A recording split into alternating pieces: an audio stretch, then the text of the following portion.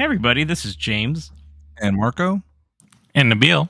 And this is the Movie Pals Podcast, podcast number 147. Today we are going to be having Marco and Nabil, who is back, by the way. Hi, guys.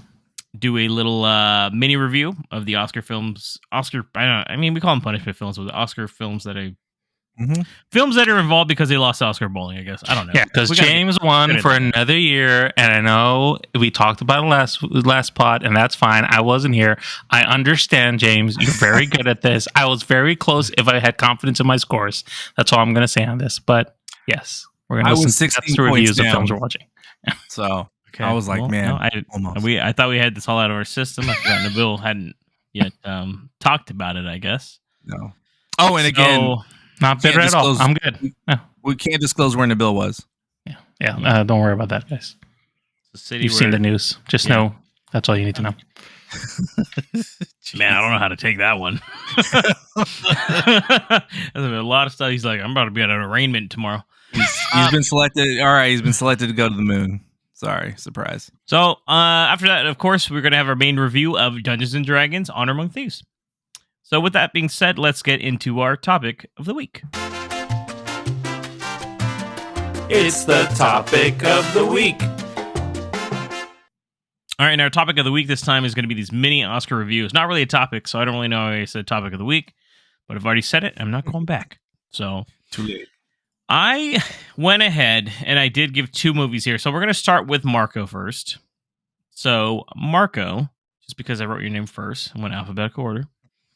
I gave you the 2008 somewhat unknown film called Lake Mungo. I feel like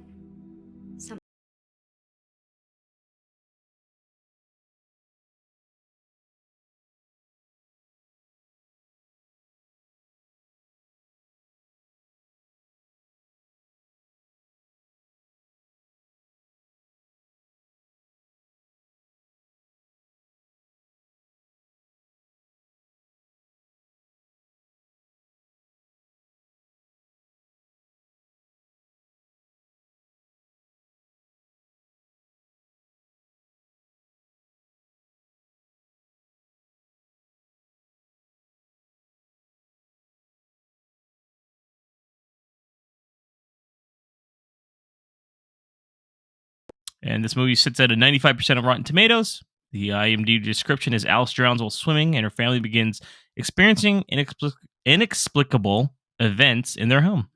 The family hires a parapsychologist whose investigation reveals Alex's secret double life and leads them all to Lake Mungo. Directed and written by Joel Anderson, this premiered at the Sydney Film Festival on June 18th, 2008. So, Marco, I have to ask you, what did you think about Lake Mungo? It was pretty good. Yeah, I enjoyed it. Did you like the style of it? By the way, I have to ask. Yeah, I thought that the style was original to a point. It's sort of like a found footage type of style, but it's more like a documentary. Mm-hmm. So it's like a mix of both, which I thought was a different take on the found footage style, and I liked that because it gives this sort of like more realism to it. Yeah. Did you think it was scary? What did you think of it overall, like in terms of that? So let me preface this by saying that I had explicit instructions from James to watch this in one sitting in the dark. It is not a long movie, by the way. I will say that much. Alone, and for some reason, in the nude. So I didn't say you had to watch it alone. You could have watched it with people. I don't care. But as long as you were naked with those people. As long as you were nude. I don't know why I underlined it actually and italicized it. I'm like, it's very specific. And I need photos afterwards. Not a big deal though. Yeah, so took one for the pod, and I was like, all right, got to do what I got to do, I guess. So ooh, tonight was a sweaty one too. God. Yeah. So no, but I did watch it alone in the dark, and I think it did add a lot to the atmosphere and the ambience of the film that I enjoyed. There were some, I wasn't necessarily like scared per se, but there were some pretty creepy moments. Like they agree. do. You can They spoil it, by the do. way. Marco. Yeah, This I'm movie not came going out. to spoil it, but they Okay. do a lot of different decisions that kind of leave you uneasy, and you're like, oh shit. Yes. So I kind of like that. I gotta ask then. Did you? I want to tell you right off the bat. Well, actually, let me get into this. Well, before recommendations, there. Do you know why I probably chose this for you? I think you chose it because I tend to like more of these psychological type of horror movies, and you felt that this would probably fit up my alley. In a way, maybe. Also, I think it's just a really good horror film. I actually rewatched this too recently, so I wanted to be fresh on. I've seen it before. I didn't see it when it first came out. I had never heard of it until about 2 years ago. And Mm. I'll say this much: I think there are some really creepy parts. I think in the rewatch, it's even slightly creepier because if you know what's going on in certain shots, you can actually look on certain things and you see things that they're not calling out, and it's super fucking creepy. It sort of reminded me of House on Haunted Hill. Oh, really? Okay. Was that not was that the one that's on Netflix? The Netflix special. You're talking about the Haunting of Hill House. Haunting of Hill House. There we go. Yeah. Where they do a lot of like these, you know, if you blink and you miss type of moments, you're like, oh shit, did I see what the hell? Was that You're just someone kind of standing like there, kind of shit like that? Yeah, it kind of it fucks with you in that way, and there's this.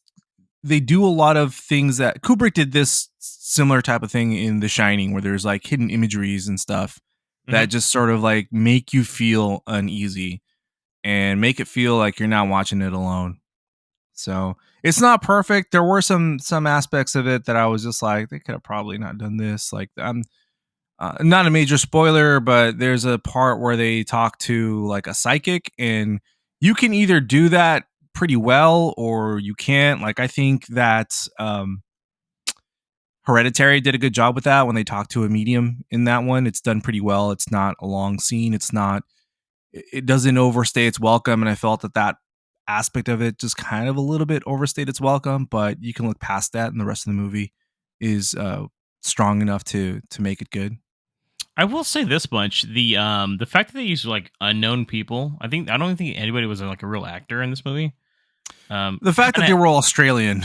Yeah, maybe that too. It adds to the mockumentary kind of feel to it, though. It almost feels like they are just interviewing like some dudes, like a family, and they're just talking like, "Yeah, this is what happened," and you know the reason why. I also chose it because as somebody that's experienced loss in your life, this movie does a really good job, I think, of not just being a horror film. It's also about how people cope with loss and what they choose to do. So in a way, the film is almost a bit dramatic in a way that it's filled with creepy shit, don't get me wrong, but it also shows you the stages of grief and like how people deal with that kind of grief.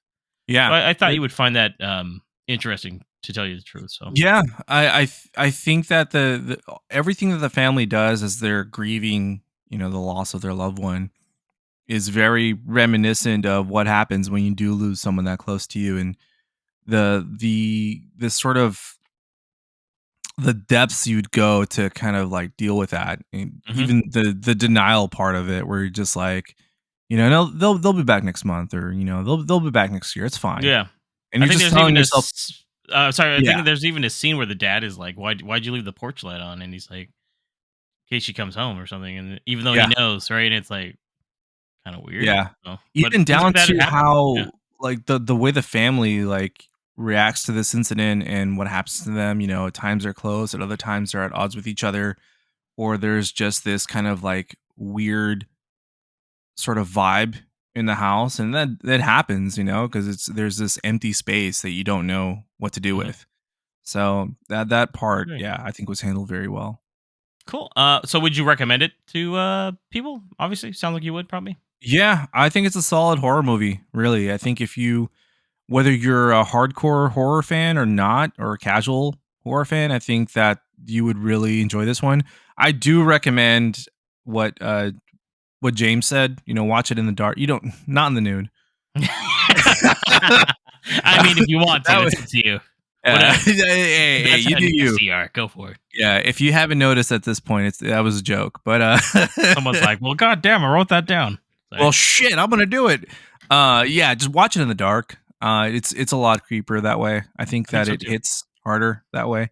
And yeah, it's not that long. It's like an hour and a half, if that. So I think it's only an hour and 20 actually, or hour 20. Yeah, just a little bit. Yeah, I think the time included the credits, but yeah, it's like under an hour and a half. It's would this even be creepier if I told you that Joel Anderson has basically disappeared off the face of the planet? Like nobody knows what he's really been up to. Apparently, like he's hard to reach, or no one can reach this guy. This is the only movie he's ever directed. Holy shit! Maybe he didn't enjoy making the film. Who knows? I didn't even ask him. From what I've heard, it was shot on a shoestring budget, but it sounds like this guy had a lot of like talent. Like this could have been something like imagine with a bigger budget, this guy probably would have killed. So yeah, hopefully he pops up somewhere one day. But I'm assuming he's Australian. So yeah, I think it works at a smaller budget, and I like that it's the story really that carries it as well, because the mystery, they don't really reveal the mystery until like the last like 15 minutes or so of the movie of like what's going on.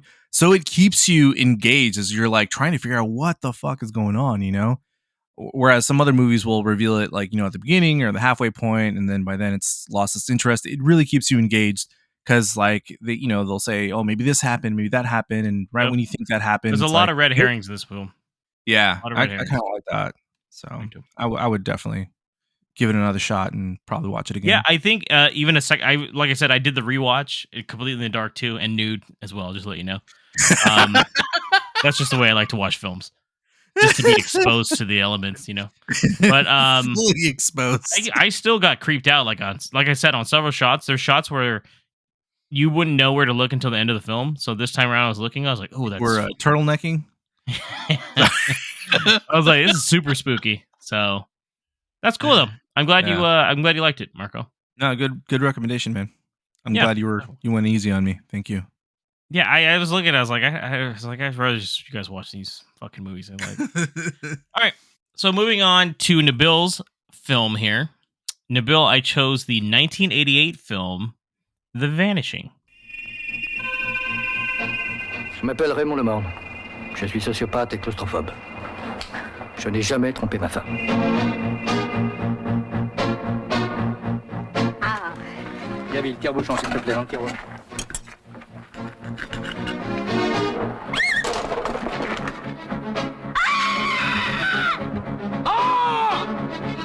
Mais je m'empresse de vous dire que pour moi, le pire, ce n'est pas tuer.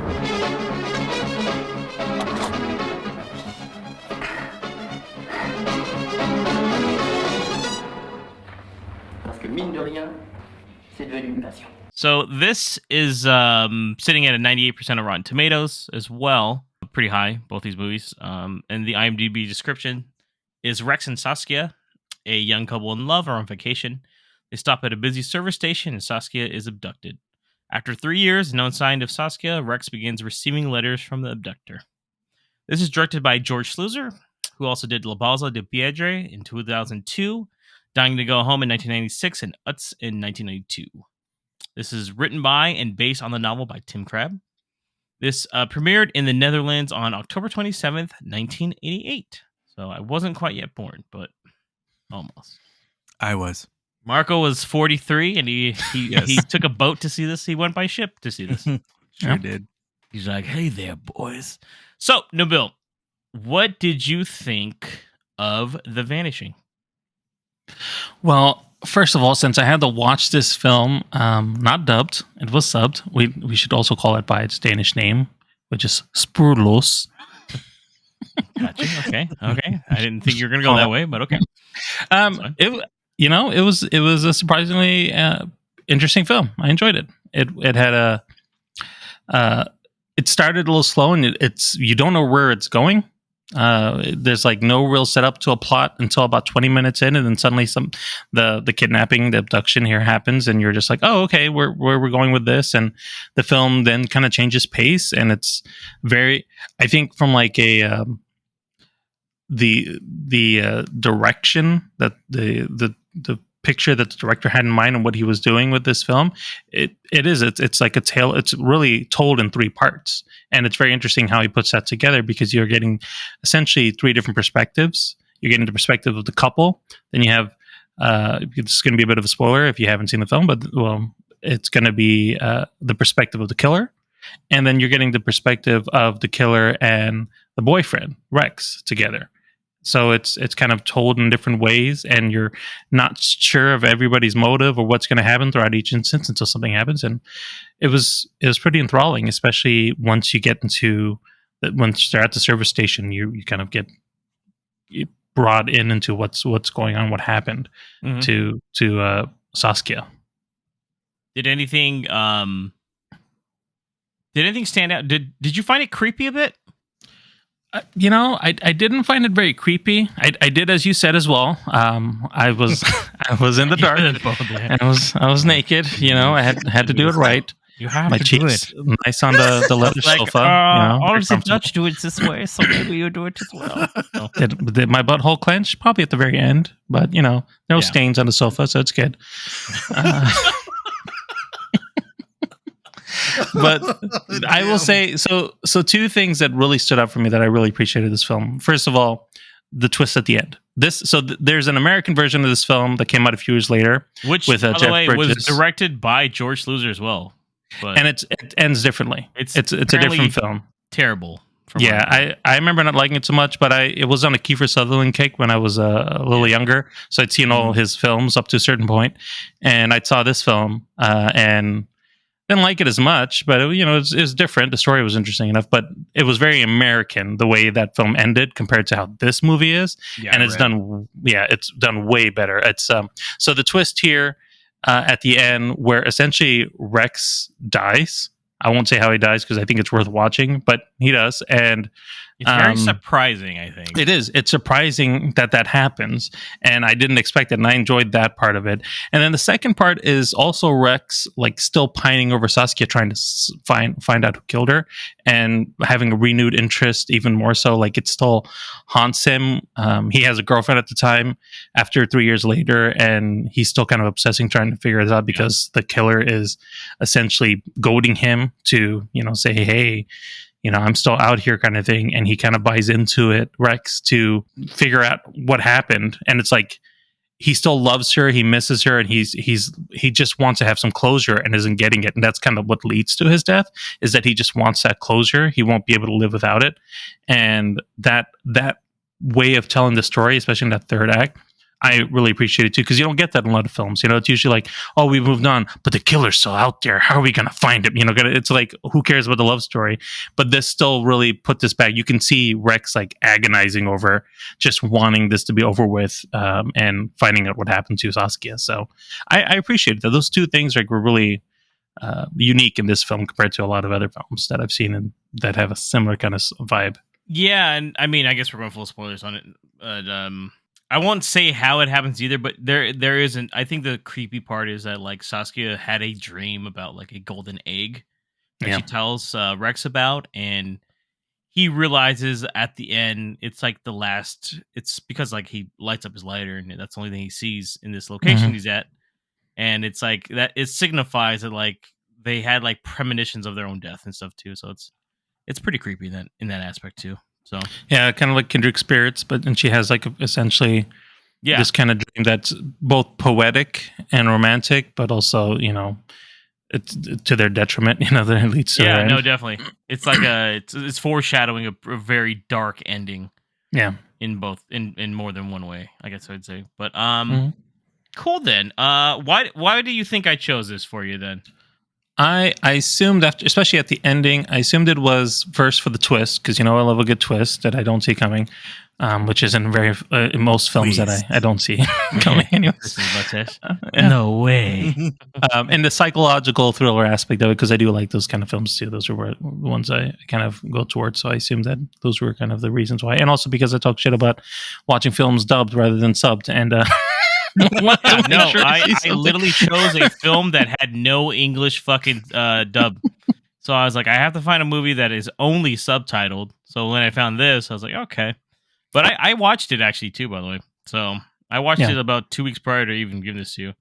It just kind of stuck with me. For some reason, I was having Double nude, nightmares after watching this. Really? Yeah, it messed me up a little bit, man. I don't know why. I was in a dark place when I watched this one the first time. And it was, I don't know, something about the kidnapping just stood out. It reminded me a lot of, like, you know, like when we were growing up in the 90s, like, it seemed like a lot of people got kidnapped. Kind of shit. Well, I don't know, or it appears to be at least. That's what the creepy thing is about this one, right? Yeah. So to talk a little bit more about the kidnapper himself, his story, they're showing how he becomes essentially how this kidnapping occurs. Like he's making several attempts, like actual attempts. He's not like practicing something at home. He is doing that too, but he's actually making attempts to try to kidnap people. And he, like you said, he's terrible. Like he's doing a shit job at it. It's crazy. And even his initial attempt of trying to kidnap Saskia failed. This happens only by chance because she sparked a conversation, was interested in something, and kind of went for it. And he didn't expect it. Like he was about to just give up on the whole thing. So this is creepy in that sense because it's a random act of violence. Like you wouldn't have. She really wasn't the mark. You don't know what it would have been. It could have been anybody. He's like a professor or something like that. Too. And it's just like you the perspective from his point of view too is very unique in a way because like you said, you don't even see that until like that's like the second act of the film. And then it's just him like even like seeing how long chloroform lasts and how much to use, and he's a psycho. He's crazy as fuck. Very methodical. Yeah. And he's very precise with everything he has got to do from his distance, and he's like, oh, I gotta take someone over from here. And it's James on a Tuesday night. I get it. No, me and Marco know somebody like that. But I would say also the reason why I did it is because I looked it up and it's been rated on a few things. Like it has one of the most horrifying endings to a film. Yeah, the ending is what was the most creepiest. I think the ending is what stands out the most because I mean I can picture it in my head right now still. That's how much, and I saw it like a month ago at this point. So it's like, oh shit. So, it's like that. What was that movie? The Ryan Reynolds film, Is It Buried? Yeah, and how he's buried the whole time. That kind of how that film ends is the same way. Exactly. You know, you get freaked out in the film because of claustrophobia, like because he's just in that cell box. But the way it ends, it instantly reminded me of that. I was like, oh my god! Like imagine waking up in a place and you know, that's just crazy. I don't want to go too much detail, but yeah. Crazy. Yeah. So, would you recommend it to people? Oh, certainly. Yeah. I mean, even as a casual horror fan, if you're, you know, if you get squeamish, like there's no blood or anything in this. This is a very different kind of film, but it will, obviously for James, it messed him up in a different way. But like for me at the ending, that was the biggest trip out for me. So you'll find some creep factor over here that'll really get under your skin, throughout the watch. But it is a very interesting story from start to finish as you kind of go along with it and it starts to unfold, you know, the little bits in each act. So yeah, I would totally recommend this film, and I think it was a solid choice from you. I appreciate that.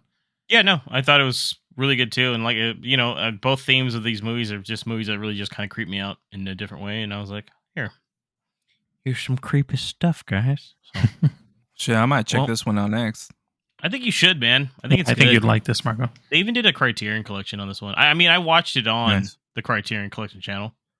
So I don't know if you had to rent it or not, Nabil. I rented it. Yeah, but super worth it. I was like, well, there's a lot of imagery in there that sticks. Is all I'm going to say because it. Fuck. I don't know why it just creeped me out. And I was like, dude, what the fuck, man? Cool. So that was Marco and Nabil's mini reviews of Lake Mungo and The Vanishing. So let's move on to our main review now of Dungeons and Dragons: Honor Among Thieves. We're thieves, but we help the wrong person steal the wrong thing and unleash the greatest evil the world has ever known. The Red Wizards created an army of the undead. Sounds lovely. Quite the opposite. I know, I was being ironic. I find irony is a blade that cuts he who wields it most especially. You're not a lot of fun, are you? How are we gonna pull this off? We're gonna need a team. You need cool air. Follow me to the orifice. Back to school air. The orifice? I'll go last. Let's go. I don't mind that.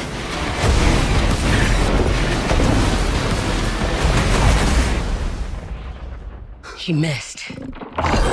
That's not good. Dungeons and Dragons: Honor Among Thieves.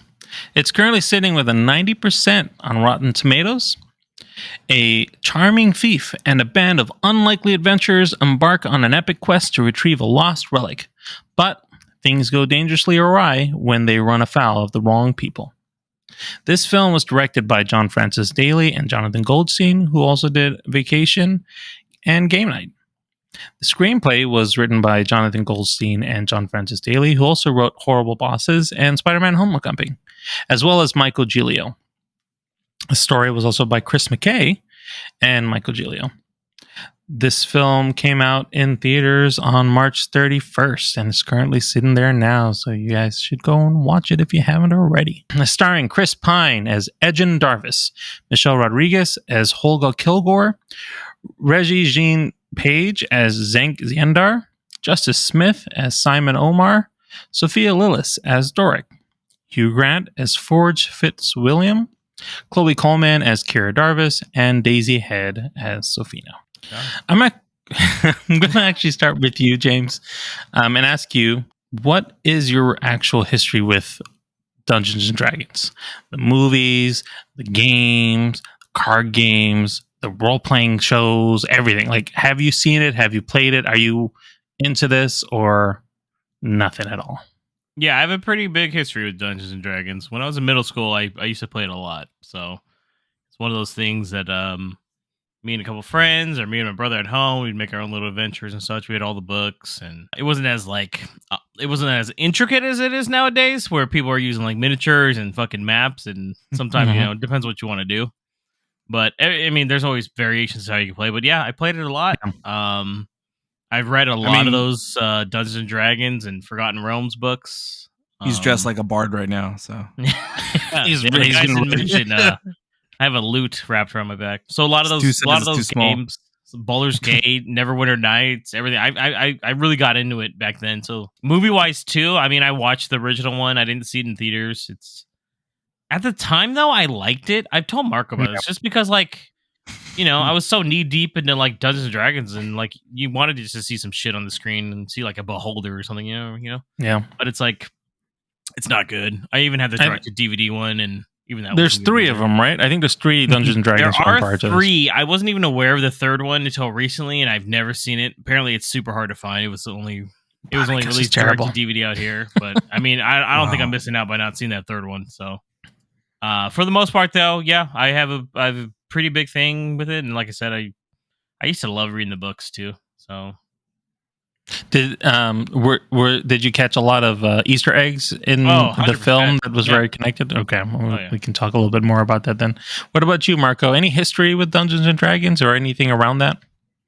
No, none whatsoever. I think I'd been invited quite a few times to play Dungeons and Dragons, but it never really like caught my appeal. I never really like decided to play a game. So you just said, I don't play that nerd shit, and you just fucking walked off?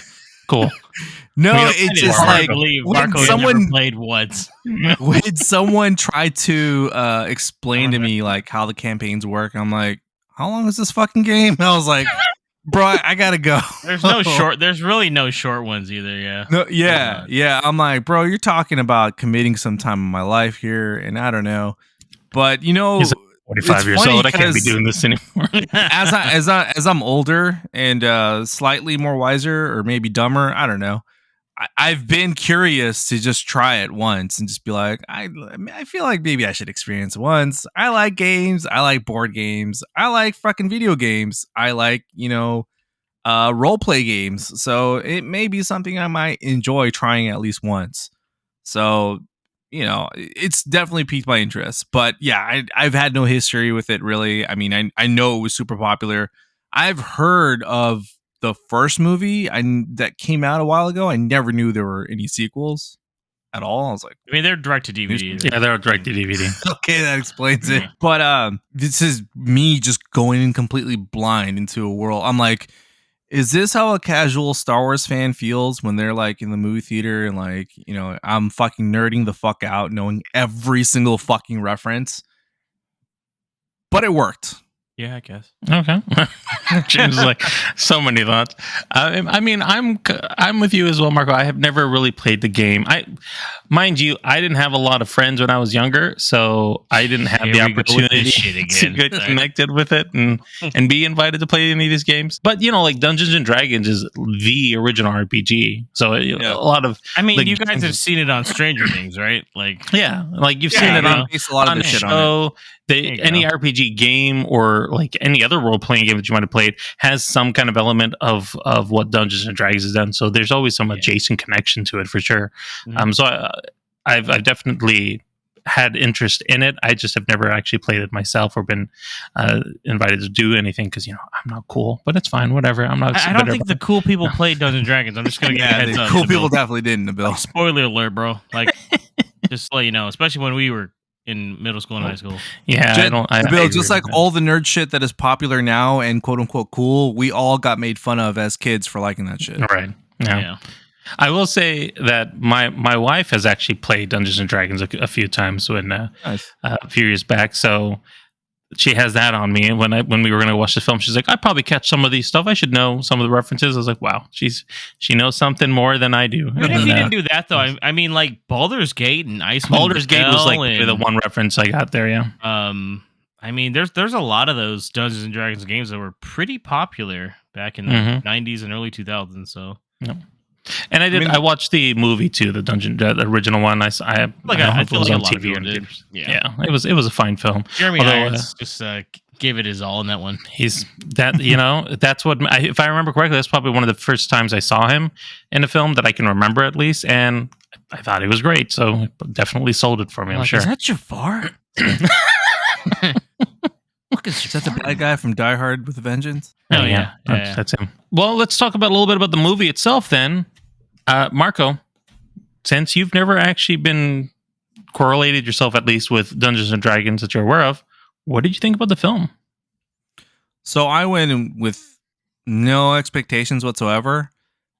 Truthfully, I was not interested in watching this movie at all. So when we picked it, I was like, sure, why not? Let me step out of my comfort zone. With that said, thanks, Marco. I feel like it's not that far out of your grudgingly agreed to do this fucking movie with these guys. Little did they know. Inside my head, I was dreading it, and I was like, well, at least I'm going to go see it with James. I'm not going to be alone. So if I don't like it, I can complain to his ear the whole fucking movie and just annoy the fuck out of him. Didn't even sit by me. He sat next to my niece. No. I was like, no, my friend. Let him, motherfucker. So I was actually pleasantly surprised. I fucking loved this movie, dude. This movie definitely surprised me. I went ahead and even tweeted about it after seeing it because it was that fucking entertaining. I have to stop it. Marco was the loudest person in this theater. Was he? Absolutely. Oh, no. At every single time. I looked over shushing him. I looked over and I was like, he's enjoying himself. He's enjoying himself. It was, dude, I had so much fun with this fucking movie. I think it was just well crafted, well made. I was saying earlier how how it feels like to be the non-fan in the movie theater, and this movie caters to everyone. I think it does a good job at holding your hand and kind of like bringing you up to speed with this world, and also catering to the hardcore fans. So it was just a fucking delight, dude. The acting was on par, the script was on par. Like, yeah, okay, it had a really like basic villain, but I think the rest of the characters, they just helped carry the movie and made it that much enjoyable. I think the chemistry between these actors was really well done. I'm a fan of Chris Pine, so knock on wood on that. I wanted to. I gotta stop saying I like these actors. I'm just gonna say that right now. I regret saying certain things on our last pod, and Anyway, I'm just making that statement right now. Anyway, I liked these characters, and I felt that their chemistry really was a pleasant surprise in this movie as well. I didn't even know that Sophia Lillis was in this, which is cool. It's nice to see her getting more work, especially after the It movies. So not that they're bad or anything, but she was in a really good TV show, remember, that we watched and they canceled. Yeah, oh god, Fucking Netflix canceling that Thanks, fucking show, dude. Netflix, again. Yeah, cool. Yeah. Never get to know the mystery of that movie, that show now. So, yeah, man. Hugh Grant was a pleasant surprise. I barely watched the trailer for this movie, so there were some actors in here that were surprising to me. So I didn't know Hugh Grant was in it, and I thought that it was great that he was in this film too. I felt he was a good addition to the cast. Before we go into more with James too and his opinion, but let me just add, have you guys watched any of the press tour of this with Chris Pine and specifically Hugh Grant? And I tend to stay away from it. I can tell you that Hugh Grant is very British, and so he has a very dry humor, and he's talking to he doesn't do like a lot of the pop culture interviews, so this is like a first that I've seen him in, and all of these people are interviewing him, and he's talking so much shit about like, not about the nerd part of this thing, but just like, I never played this, I don't know nothing about it, you know, like they wanted me to play a villain, I thought it was a good idea, and he keeps getting asked these questions, and it sounds like he's talking down to them, and he's kind of committed to the bit, because every interview he does the same thing and everybody just goes quiet, like especially when he's doing panels, and it's fucking hilarious because you can see, because Chris Pine is next to him and he's looking at him like dying on the inside, like laughing because he knows that he's fucking around, but nobody's getting it, and Chris Pine is because British people are too proper, because you're like, he must mean that because he's not laughing. It's so funny to watch him just do these interviews and all these like little things on YouTube. But I just wanted to throw that out there because it's hilarious to see him. So James, what about you? What were your thoughts on the film, on the ensemble cast? How was your experience? I was really looking forward to it. I was telling Marco before, I was like, this is the same guy that directed Game Night, which was like one of my favorite comedies when it came out. So surprise, good, surprisingly good film when we watched it. I remember that. Yeah. So I was like, I heard it's really funny. So I went in and it blew my expectations out of the water. I was kind of expecting just a decent film, but then early buzz was like, hey, this is actually pretty goddamn good. So I thought the cast was great.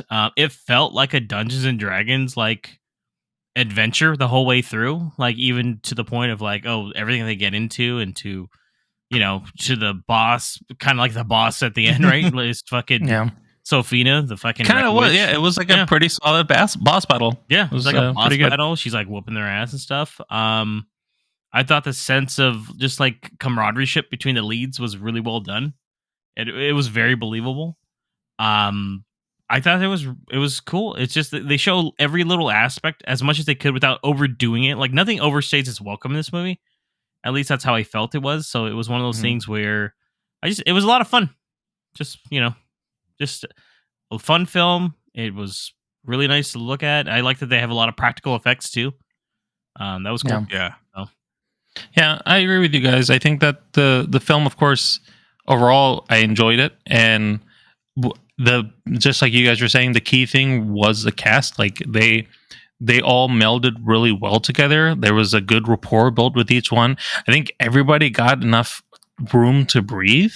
There was a scene with Michelle Rodriguez, I think about early on in the first act, where she got to have an all-out brawl, and then there's like a side thing with her and her relationship history and Chris Pine's adventures and his scheming and plans. So he has like, you get to sit down with that a little bit and just get to learn more about them and in a meaningful way, because the film isn't very long. So they find enough time to put this all together. Hugh Grant's character, who's a con man, who kind of is a bad guy in a way. And so it's not a spoiler to say because he says it all over the place. But it's like his nature. So it's interesting to see his character, like all these things that they put together made it much more enjoyable because you got enough to get their motivations. I will say it actually is not short though, Nabil. That's just a credit to the movie's 2 hours and 15 minutes long. So really, yeah. See, and it doesn't feel that long though because you feel like there's good pacing towards it. It is, definitely, I would agree. And just to add as well, Chris Pine is just he's very charismatic in this film. I missed that from like Star Trek. The last time we'd seen him in something like the role like that, at least for me, is it reminded me of that character of him playing Captain Kirk. Like I really enjoyed seeing him like this, and I'm just wondering, like, is he like this in real life? Because it seems pretty cool when he's in a film like this and just seems to have a good time. So. Well, as I told Marco, he also, he's a graduate from UC Berkeley, so he's okay in my book.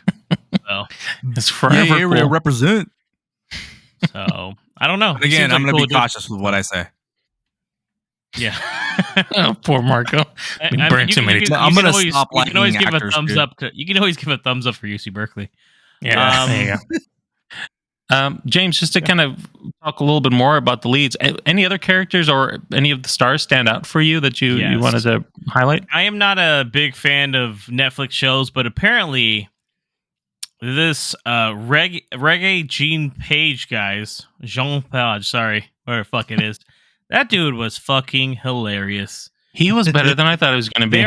There are like alignments in Dungeons and Dragons where like you can be like heroic good or neutral bad or chaotic evil, blah blah. There's all these things where your character fits into one of these, and obviously he's a paladin. He is definitely like a heroic good character where he's like nothing he says is a joke. It's all very straightforward. I thought his line deliveries and just what he does. Dude, he comes out looking just handsome as hell, and he just touches a fish thing, and then he takes a cat creature out, and everyone's just like, oh my God, right? And then he just walks off into the wind and the sunset. I was like, dude, what the fuck just happened? And he keeps walking straight. Yeah, but the walking straight part was fucking hilarious. He's like, oh, look, he's coming up. There's 2 rocks. Oh, nope, going right over him. I was like dying on that part. I'm like, what the fuck? Chris Pine as Darvis, he starts like talking shit about him, like whispering, and fucking dude can still hear him. And I was just fucking dying, dude. He's like, what? I can hear you. He's like, what? He's like, I hate this guy. He's like, I can still hear you. Hear you. I was like, oh shit, man. And then the guy was just like, what a son of a bitch. He's like, so it's the mother's fault? And then fucking Justice Smith's character says something like just being a smartass, and he's like, well, yeah, wouldn't that be it? Then he's like, no, I just said that. He's like, I'm just joking. He's like, why would you do that? Stuff like that. Yeah, I thought his shit was. I actually wanted kind of a little bit more of him. I'm not gonna lie. Yeah, we didn't get a lot of him. Yeah, but I get it. He's not, if he was there, he's kind of he's kind of OP'd. Yeah. So like like his action sequence is pretty dope. That's why too. So I was like, oh shit. I also liked Justice Smith's character, Simon, the kind of sorcerer that has to find himself. I thought that was really cool by the end. His character development, his arc, I actually really enjoyed that. So, yeah. How about you, Marco? Anybody stand out for you? Yeah, I'm in agreement with James. Simon definitely stood out as well too, because it's just everything just goes bad for him, and it's just fucking hilarious. Like he knows his strengths and limitations. And the whole team just keeps pushing him to go beyond like his comfort zone, and he just sells it so well. I liked the character of Edgin Darvis, his background as well as a bit tragic, but he's just always talking himself out of like shit. He's fucking charming as hell. Yeah. Michelle Rodriguez, she was fucking badass in this. Her fight scenes were choreographed really well. I was actually surprised at the fight scenes in this movie. I'm like, damn, some of these sequences put fucking Marvel fights to shame. I just want to call it out right now. I'm like, damn, like these guys should probably write a Marvel movie. I'm just saying. Sophia Lillis, when she's changing to different forms, it was thrilling to see her kind of change into a fly, then a mouse and a freaking a bear owl. I was like, that was owlbear. Yeah. Owlbear. I was like, holy shit, this is fucking awesome. It felt the cast just added that charm that made this feel like that much more adventurous. Hugh Grant was hilarious as an evil dick. Like he's just such a fucking asshole. Like you hate him, but he's also hilarious at the same time.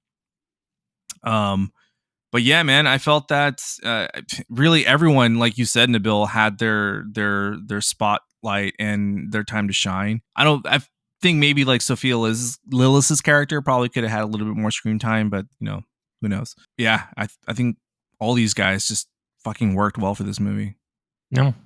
Yeah, and I'll add to, in regards to Michelle Rodriguez's character, Olga, I thought that her portrayal of her was really well. I like that story that we will spoil a little bit in the spoiler section. There's not much to really say about it, but just her backstory was very interesting. She's essentially the adopted mother of Sofina, which is really not Sofina, of Kira, which is Chris Pine, Darvis's daughter. And just to see that bond, like for her being a hardened warrior and then being somehow just soft to this little girl, that dynamic is really good. And then just Chris Pine and Michelle Rodriguez's chemistry as good friends in this movie came across really well. So I think she was a good standout character as a kind of supporting Chris Pine's character. But we also have antagonists. We got some of the kind of bad guys. I know, Mark, you touched a little bit on Forge, Hugh Grant's character. What did you guys think about the Red Wizard, Safina? James, any thoughts on her? I thought it's more of a setup, really. That's how I felt, without going into too much. Like, she's talking to other Red Wizards, and obviously that's leading into something maybe bigger, I think. So that's more of like she's part of a overall bigger story arc that they might explore maybe if they get a sequel, which would be cool. Yeah. That's how I kind of felt. She's really evil on top of that. I mean, she's crazy. She is. She looks crazy as fuck, too. I did think it was funny as fuck when Forge comes in. And he's like, "Whoa!" He's like, "You took off your hood." He's like, "Maybe you should keep that on." And I was a good joke. Like, fuck. He sees her all tatted out and shit. He's like, "Ooh, maybe you should keep that hood back on." And I was like, "Damn." So, she worked, and but I will say she is probably the weakest link out of the characters in this film, because we still don't actually know much about her. But I did like the action set piece. Yeah, the ending where she kind of got to go all out with it, cool. That to see her power, that was, I think, an enjoyable scene that gave her a little bit of due. Yeah, you finally see it. It's not just there's little hints throughout the film that, like, okay, she can do like pretty much whatever she wants, and she can make tea cold with her finger, which creeps out Forge. Another good joke. Yeah, he's like, I didn't know you were gonna do that, so it's kind of gross actually. So yeah, I thought it was cool. And then the random tentacles that come out and just grab people. And I liked her she did have a little rant at the end when she was, finally being approached and attacked, about how she hated being a sidekick to Forge's, lifestyle or whatever, just so she can get what she wants. It was their exposition dump for her and how her feelings was. But it was very much like, this guy, I fucking hate this guy. I don't ever want to be with him again. Oh, and she hates working for this guy. Like, she's only doing it out of necessity because she's helping him. Yep. But that's a means to end to get people out there for fucking stuff. Right. And Marco, we've talked a lot about this already, but there's obviously a lot of comedy in this film. Was there anything that didn't work for you as far as like a duo with each other, or like riffing off of it, or did this really kind of all come together really well for you? No, everything worked, dude. Every single joke had me fucking dying, dude. The comedy really does work, and I was worried about that, with what I saw from the trailer. I just didn't really know what to expect. But then when James told me like who directed this movie and wrote the screenplay, I had a little bit more confidence, and I'm like, let's see, how many times can you strike gold? And man, they deliver quite a comedic feast, dude.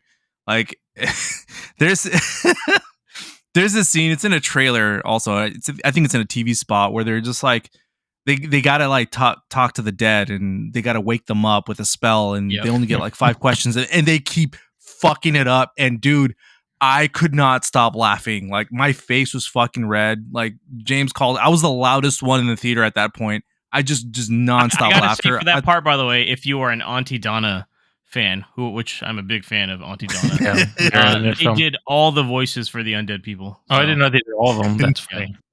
So that is dude, and all the people. Also, did you go to the battle afterwards? No, I died. Like, dude, it just fucking killed it. All the riffing, definitely works. When the characters are just like, just riffing off each other, saying, fucked up shit to each other. It all worked, man. And it gets you laughing. It brings levity to the story. Not that there's anything real dark in the story. I mean, just a little bit, but for the most part, it's a lighthearted adventure that it's a lot of fun. Did you like Jonathan, Nabil? I was like, I don't know why. When I saw him, I said, that seems like a Nabil creature. Little eagle guy. Yeah, it was funny. Yeah. I love how he keeps like pausing the story. Like, you sure we shouldn't wait for him? Because I don't want to repeat this whole thing again when he's back here again. And then these dumbasses get pardoned, and then they fucking still like, we pardon you. They still jump out. They still end up doing. I'm like, what a bunch of fucking idiots, right? I thought that was a very smart way of like this reveal, because he's at the beginning of the film, just to give a little context here, he's Chris Pine's character and Michelle Rodriguez, they're in front of this panel, and he's essentially giving the opportunity to give a bit of exposition on the character. Very smart way of how they're doing it. Yeah. But as he's giving the exposition, he's cutting in between because they're waiting for an additional person that he keeps mentioning named Jonathan.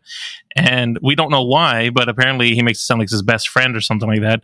And come time to when Jonathan finally shows up, they manage to use him as a means to escape. And the running joke is like they were going to release them anyways, or let them move forward for whatever they were doing, and so it was all for naught, and they got themselves in trouble anyways. And you don't know what's happening; you're just expecting like this big guy or this person to come help him out, but they just kind of used it because he's an eagle and he had him fly out of the building. Yeah, he's a bird person. All practical effects, by the way. They showed off on the behind the scenes. I follow these directors on Twitter since game night. And they're showing it off. It's a fully functional suit, and the wings spread out and everything. It's fucking cool. That's hilarious. That's so cool. Yeah, that's another thing. I think that's so kind of going into the adventure and fantasy aspect of it. I think that helps to really sell this movie is because of those practical effects. Is you're not whereas like even the original Dungeons and Dragons film that came out in the 90s. I'm sure it was.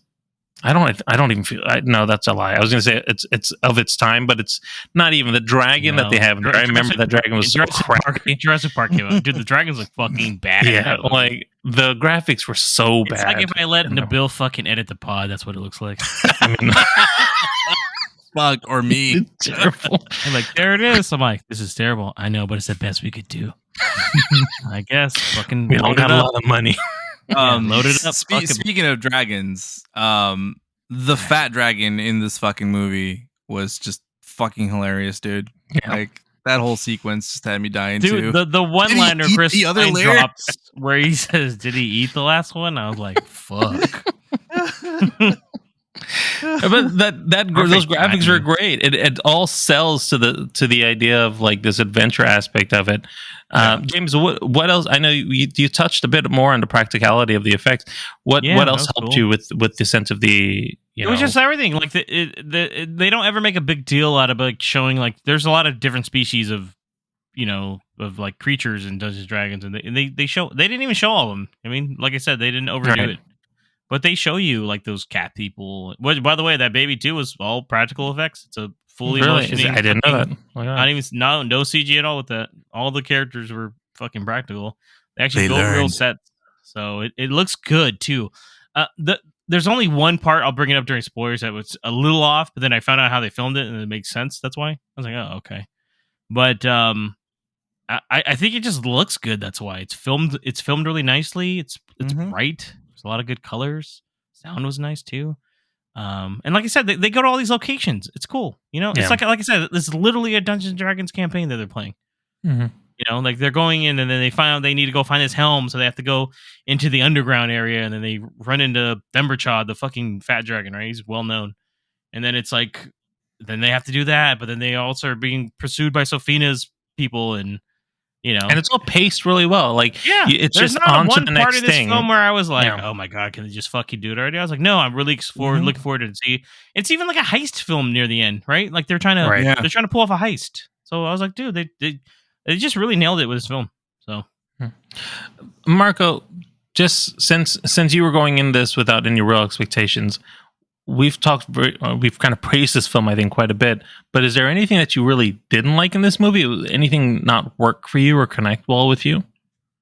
No, I would say the one thing that James brought up was the Kira Darvis, not Kira Darvis, the Red Wizards. They weren't really like in the movie that much. We didn't know too much about them. Not a lot of exposition. And was sort of like a setup, so I wish we would have gone a little bit more about that. So I'm hoping that if there's a sequel or whatever, that they do touch on that a little bit more, because it felt more like Hugh Grant was really like the big bad more than anything. I mean, the Red Wizards were dangerous and their magic was super powerful and everything, but they were like a classic smash and defeat bad guy. That's pretty much it. But it's something very like small that I can definitely overlook it. Everything else about this movie, I think, pretty much works. Not really too much to nitpick about it. What about you, James? Anything that you felt like you wanted to see more of? Yeah, the fucking paladin. So. Yeah. Just because I like this character a lot. I was like, God, something about this guy. What's going on with this? No. I think it's balanced out well, really. I wouldn't have wanted to see any more of it than what they showed. I think they kind of nailed it with it. Outside of, like I said, the villain is probably the only part that I'm like, just like, I said it earlier. It's just, it seems like a setup, but maybe it'll pay off. So, yeah, and there may be a bigger story that's going to go with it if they do decide to make a sequel for this film. Yeah. So, okay. Yeah, and I'm on the same page with you guys. It's even just thinking about it, there isn't a lot that I feel like I was not happy with. So I'd have to say that the villain, the main technically villain, is probably the weakest of it. Not that she was bad, just you didn't get enough of it. So let's talk about the star ratings before we go into the spoiler section. I'm gonna go with you, Marco. How many stars did you give this movie? Man, this is a shocker, but I give this one 4.5 stars. Oh, very nice.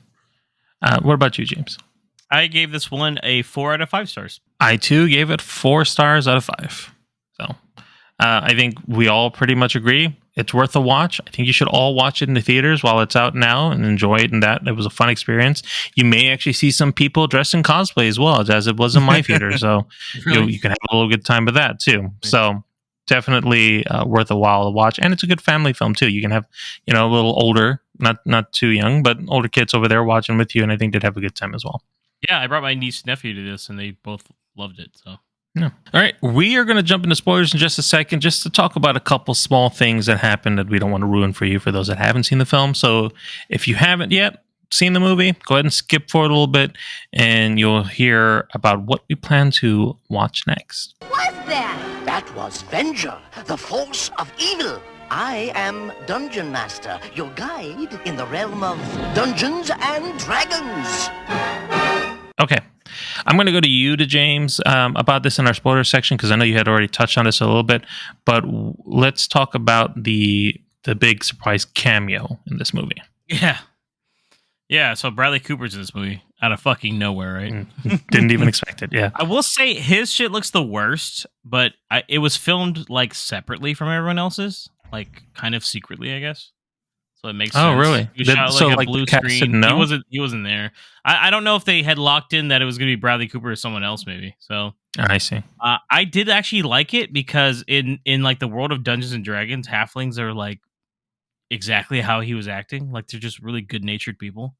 Like they don't have like an evil bone in their body. Very rarely, obviously, but so like the fact that he's so fucking nice. Like he's like, you know what? I really hope for the best of you and stuff like that. Right. I was like, damn, he's kind of nailing this fucking species. I was like, damn, he's doing a really good job. So I liked it. It was. I didn't even realize it was him at first, and then I was like, is that fucking Bradley Cooper? I think like the thing that threw me off, and I think it could be that the graphics were weird because of the way they shot it, but I was thinking more because it was Bradley Cooper, and I'm just used to seeing him normal, that it maybe was just more noticeable that it was off. Raccoon size. What is it? What is this shit? Oh man. So I think that just kind of threw me off, but I feel like that was the weirdest part of the effects. If it was like just some random dude, I may not have felt the same way and felt that it was okay. Yeah, it looks fine. I was just like, how the fuck does he know these people? How the fuck did they get a cameo from Bradley Cooper? He might be a big D&D player. So small. Sorry. I was almost thinking Vin Diesel was going to be somewhere in this fucking movie. I bet you he tried to be in the movie. He loves fucking Dungeons. Michelle probably even like tried to get him a hookup, and then she said she like, talked to him about stuff, and he was like hella jealous. Apparently, he's like, "Are you kidding?"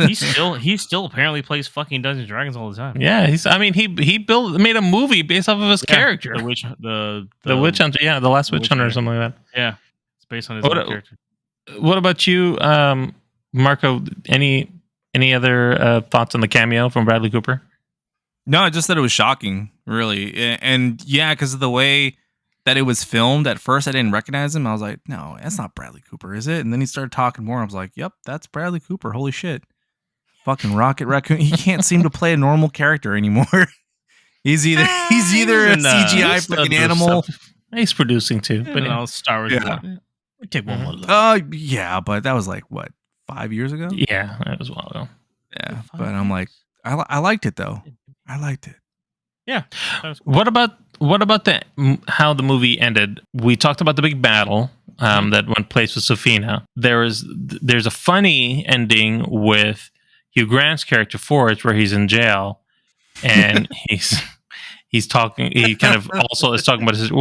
I don't want to go. I'd rather probably let you, James, kind of talk a little bit about, since you brought up the ego earlier, Jonathan. Yeah. What you thought about how that film, his story ended, essentially. I liked it. Actually, it's funny. I knew that he was going to try to do something. I was like, "There's a reason they're covering the window, right?" And it just shows you like he's technically been retelling the story from his perspective as well, probably in like a different kind of I don't know, some different dialogue choices, I guess. But yeah. What I liked the main last battle though, because I thought even that and the Hugh Grant kind of comes full circle with everything too. You know, it just was like, oh, because you expect it to happen. Like, oh, is he going to do it too? He grabs Jonathan. It's Jonathan. It's so fucking weird. Jonathan? Yeah, Jonathan. He grabs Jonathan and tries to jump out the fucking window, and they just get knocked out. And it ends the credits. But I gotta say, the last battle, I like that they faked out Sofina. Yeah. It's it fit their characters, like how they're just like, oh no, I can't do it, blah blah. But they're like, no, just kidding, we fucking got you. And then I like that he tells her like she smells like old clothes. He's like, you smell like old clothes. Her breath. And then, dude, it reminded me so much of the fucking Avengers, where like the Hulk beat the shit out of Loki, dude. When the owlbear just went wild as fuck on her, and then threw her into that fucking tower. Mm-hmm. Like she moved a little bit, and she went at her again. I'm like, oh no, I gotta beat the shit out of her. So I was like, dude, Sofina got fucking murdered.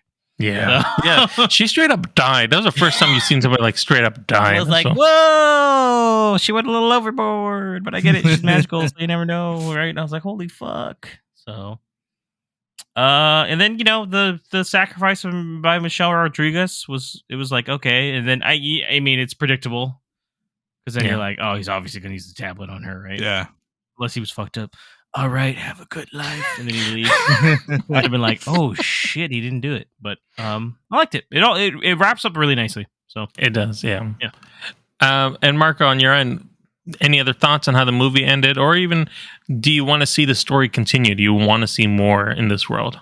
It definitely left it open for a sequel, especially because, like we keep saying, like, the whole like story with Sofina and the Red Wizards like wasn't really, I guess, satisfied. You know, it left it open for more. There's a really creepy scene where she's talking to, I guess, like the head of her like wizards or whatever, and he's like in the shadows, like telling her about some shit. Dude, it's creepy. And it's the guy missing the nose, right? Yeah, and he's there in the wall, and then he just he disappears slowly as the door opens, and it's just so fucking creepy. So there are hints that there was a bigger plan at bay that they just never, got to, or that they were going to leave open for a sequel. If I think they're leaving it open, if I was to read it. So, I would definitely like to see a continuation of this. It's like what James was saying. It's the whole movie plays out like a campaign. I watched a like kind of trivia video on it to see all the shit that I didn't know about D&D, and it talks about like even the action scenes. If you pay attention, it's almost like the roll of dice.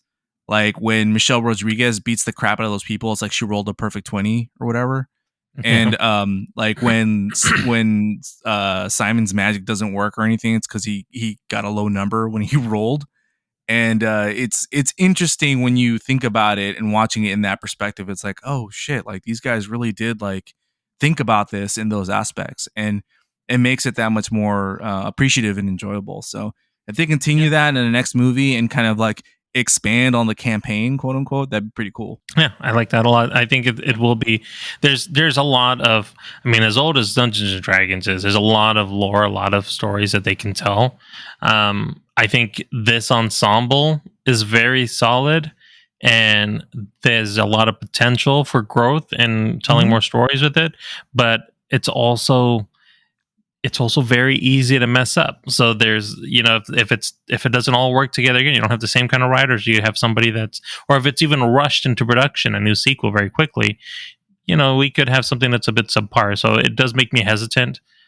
But if it opens up the door for more people to be interested in things like this, different nerdy things that, isn't just anything that's owned by Disney, I think that's great. Let's make more of these things, and get people interested in it. And you'll see that they're then interested in playing the board game, reading the books, and doing the other things that's involved with this, and maybe some. I mean, I know James, you I don't think you are anymore, but you were a big Magic player, so there's potential for something with this, Well, yeah, they already Dungeons and Dragons. They do the they came out with a collaboration with them last year. So. Yeah. So there's so many other things adjacent to this that could be added onto it. So I do hope that this helps to spur more interest into these things, and we can get something that's a lot of people love that just haven't been able to get fulfilled on a big screen yet. Yeah, I agree. I think the status quo needs to be challenged. It can't just be like Marvel and DC. If there are other properties out there that are successful in doing it better, I think it'll help to improve everyone else because they'll have a challenge. All right, so that is the end of the podcast with a review of Dungeons & Dragons Honor Among Thieves. Marco, let them know how they can reach us. Listen and follow us on your favorite podcast service. Trust us, we're on all of them. For a quick link to all our socials, visit linktree/moviepalspod. Thank you, and make sure you smash that subscribe button like you're rolling perfect 20. So you never miss an episode. And make sure, everyone, that you also stay tuned for our next episode, which is going to be episode number 148, where we will be reviewing Renfield, as well as continuing our Coppola Corner with our review of Jack. Thank you, Nabil. Until next time, this is James. And Marco. And Nabil. Have a great one.